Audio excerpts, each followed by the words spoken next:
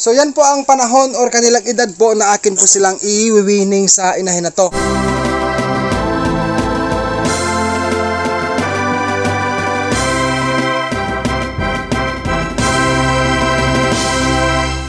King's Vita Plus Animal Feed Supplement. Hi mga ka-farmers! Magandang araw po sa ating lahat. Ngayon guys, may update po ako sa inyo na gusto kong i-share po. Yung 10 biik ko guys ay meron na pong gustong bumili sa 8 pirasong biik.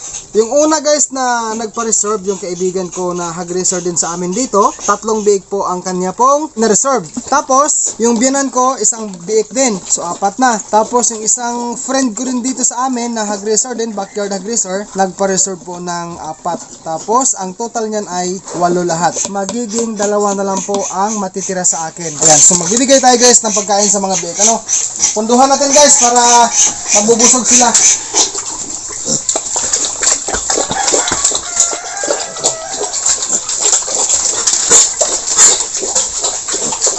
Actually guys, dagdag lang to. Ginagdagan ko lang yung feeds na immunobooster feeds para hindi makulang. Tapos maglagay ako ng tubig na meron pong King's Vita Plus Animal Feed Supplement. Sa mga viewer ko dyan na gustong mag-order po ng King's Vita Plus, meron po akong nilagay na link para po sa mga nais mag-direct order. Ayan guys, ipakita natin. Ayan. So, unti-unti pong natututo silang humigop ng with feeding. Okay? Ayan.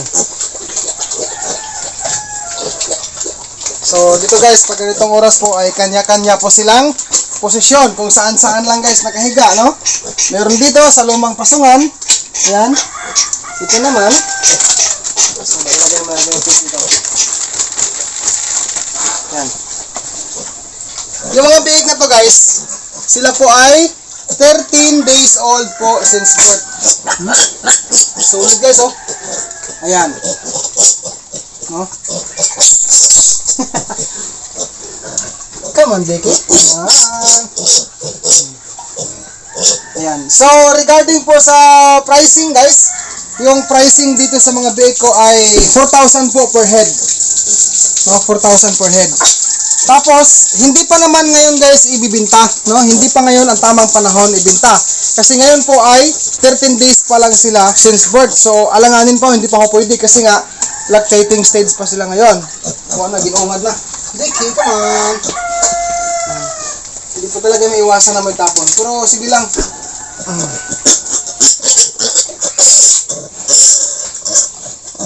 Sige, matulog ka na ha. Ayan. Ito isa. Becky, come on.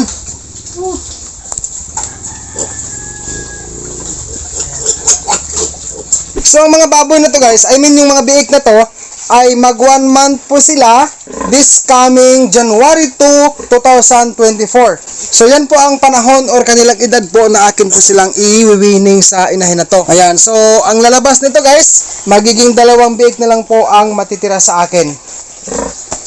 Dito ka, lika. Diyan ka ha. Busog na siguro.